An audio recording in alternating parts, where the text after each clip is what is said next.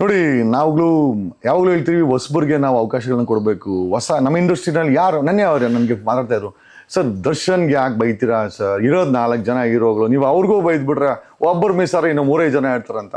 So ನಮ್ಮ ವಿಚಾರ ಏನು ಅಂತಂದರೆ, ಹೊಸಬರು ಬಂದಾಗ ನಾವು ಅವ್ರಿಗೆ ಬರ್ಮಾಡ್ಕೊಳ್ಬೇಕು, ಆರತಿ ಎತ್ತಬೇಕು, ಅವರನ್ನು ನೋಡೋಕ್ಕೆ ಬಿಡಬೇಕು, ನಾವು ನೋಡಬೇಕು, ಬೈಬೇಕು, ಹೊಗಳಂಗಿರ ಹೇಳ್ತಾರಲ್ಲ, ಹೊಗಳೋಣ ಇಲ್ಲ ಬೊಗಳೋಣ ಎರಡಾದ್ರೂ ಪರವಾಗಿಲ್ಲ, ಬೊಗಳಕ್ಕಾರು ನಾವು ನೋಡಬೇಕು ಅಲ್ವಾ?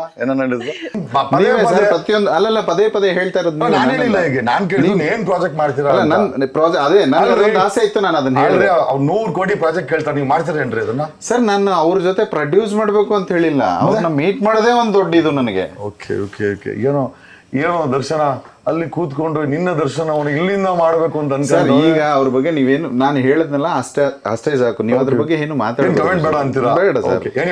ನೀವು ಆ ತರ ಭೇಟಿ ಮಾಡಕ್ಕೆ ನಾನು ಕೂಡ ಬರ್ತೀನಿ ಅವ್ನ ಜೊತೆನಲ್ಲಿ ಭೇಟಿ ಮಾಡೋ. ಸದ್ಯಕ್ಕೆ ಅವ್ನ ಭೇಟಿನೂ ಮಾಡೋಕ್ಕಾಗಲ್ಲ.